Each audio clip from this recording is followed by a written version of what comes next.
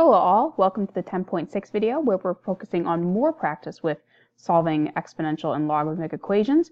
And we're going to be focusing on more complex and also really how the properties of logarithms can help us solve. But before we get to that, I would like to remind you something about the domain of a logarithmic equation. So if I drew a quick sketch of a logarithmic equation, the vertical asymptote is on x equals 0. One of the points goes through 1, 0, and generally the graph looks something like this. If you think about what the domain of your function is, of the basic parent function, it would be from 0 to infinity, which brings up a good point. If you think about what this really means, that means that anything that you input into a logarithmic function has to be between 0 and infinity, which means generally it has to be a positive number greater than 0.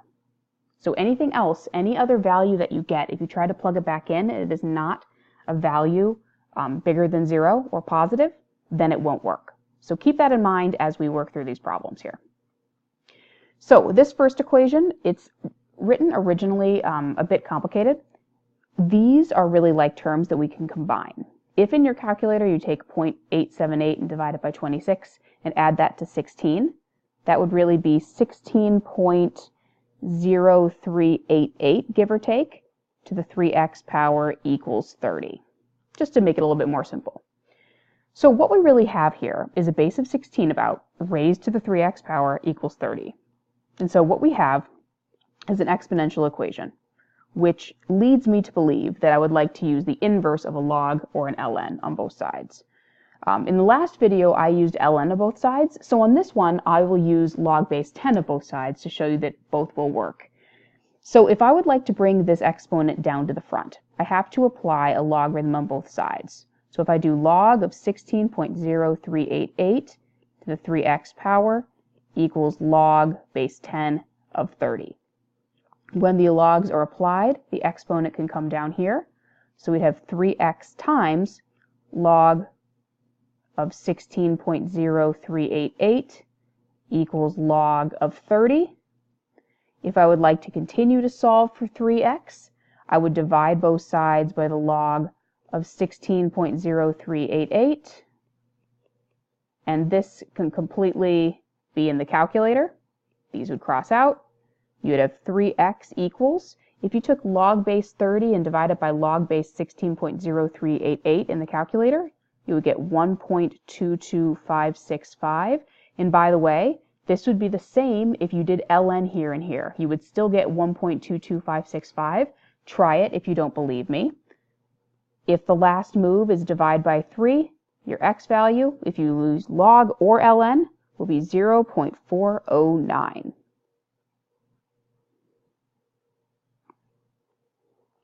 This next example I love because it looks like we have two separate log base 5s, and the question is, do I move one of the logs over to the other side? What do I do with this? What can I do to make my life easier? Well, you might recall from the previous video that one way to solve a log equation is to go from 2 logs to 1, or to condense. So what if we used our knowledge of condensing logs? If I have 2 separate logs being added, that is the same as a single log base 5 of the arguments being multiplied. X times x plus 4 still equals 1. So we just really condensed this side. And so we'd have log base 5 of x squared plus 4x, if I distribute, equals 1. And again, I have a log equation, so that makes me think that I would like to use the inverse of the exponential equation.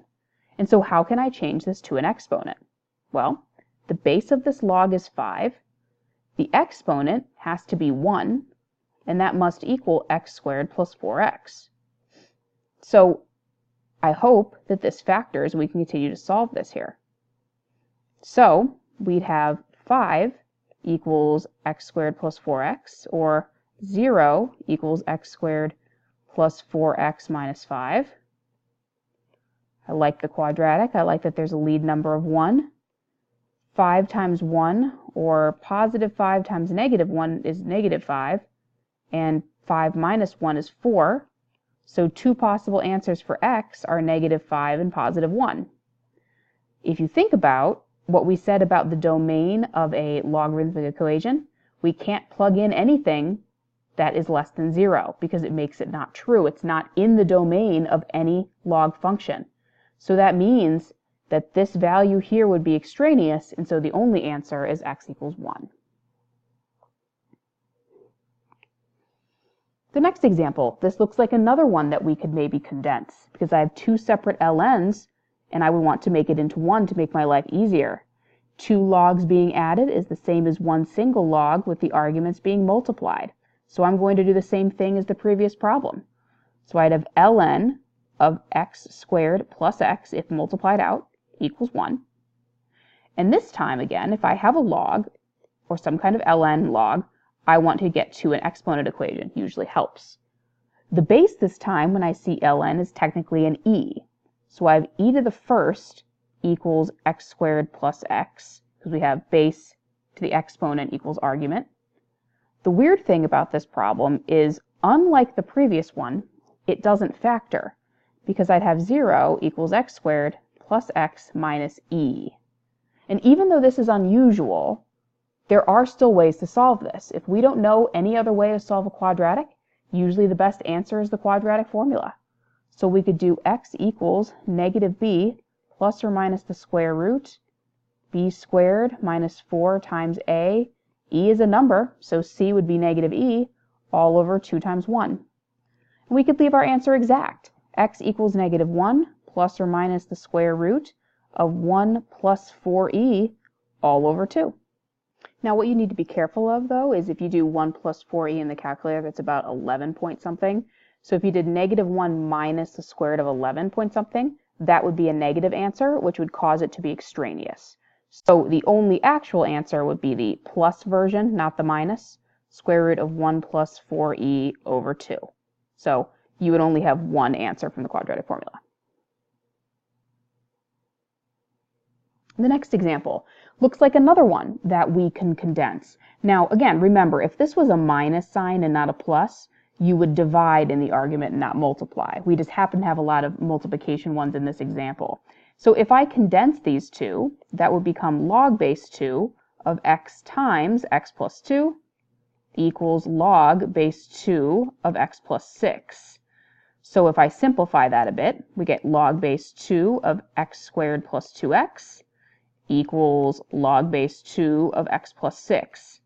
I like this example even more than the last one, because the example we ended on in the last video, we have log base 2 on both sides. When it's the same log base, the arguments are equal.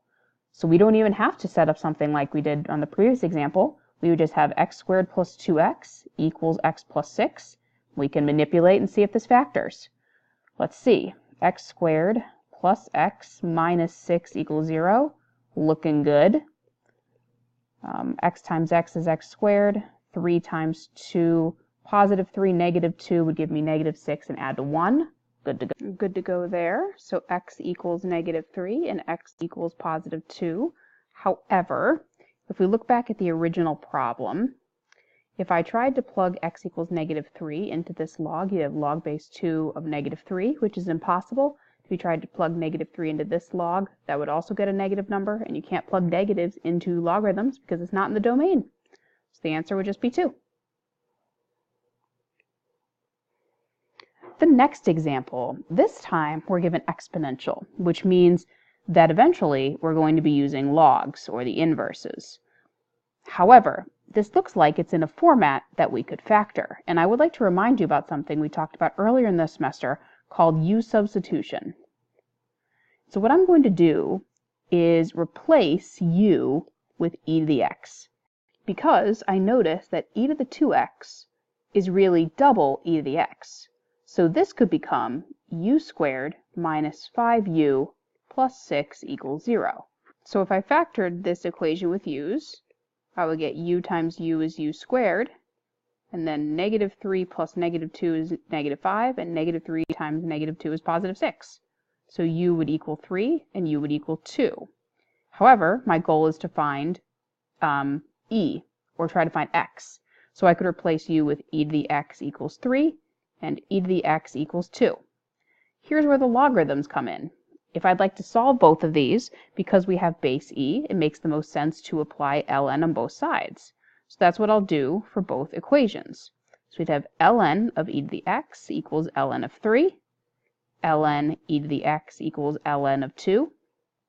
ln and e are inverses, and the exponent in both situations comes down to the front. So you'd have x times ln e equals ln 3. Inverses cross out, so you have one value being ln of 3. And then this one, without showing so much work, if you bring down the x, these cross out, x would be equal to ln of 2.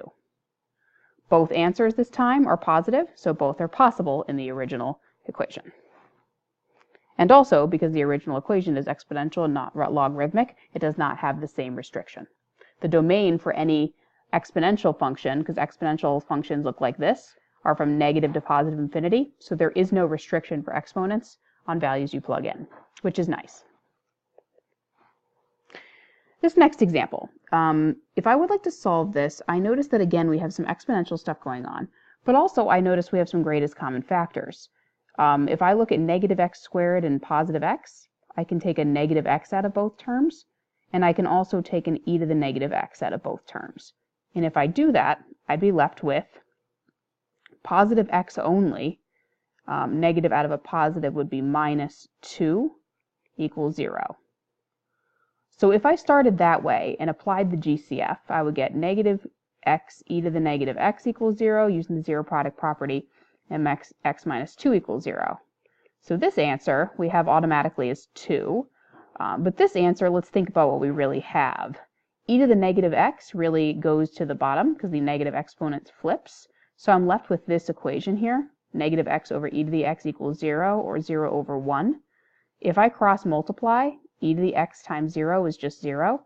So you're left with just negative x equals 0, because 1 times negative x equals 0 times e to the x. So my other answer must be 0. So this exponential equation did not end up using logs at all. However, it is still good to consider that GCFs still come in handy even with exponential and log equations. So next example, solve for x. So on both sides of this exponential equation, I have two different bases. So I'm thinking again, I'm eventually going to have to use logarithms to solve this. And so because my bases are different, I'm going to either use ln or log. I'm just going to use ln. It tends to be my favorite. So on both sides, I'm going to apply ln. ln of 2 to the 3x minus 5 equals ln of 5 to the x. As soon as I apply any kind of logarithm on both sides, you can bring the exponent down in front. So you'd have 3x minus 5 times ln of 2 equals x times ln of 5. Now the goal is to solve for x. So eventually I need to get everything with x on one side and get everything without x on the other side. This ln of 2 is multiplying both 3x minus 5. So we'd have 3x times ln of 2 minus 5 times ln of 2 equals x ln of 5. At this point, I'd like to make this a little bit more simple. I know that when I have a number in front and I have a logarithm, I can bring the exponent back up. So I would have x times ln of 2 to the third minus ln of 2 to the fifth equals x times ln of 5. So that just kind of helps simplify it. I can even go further.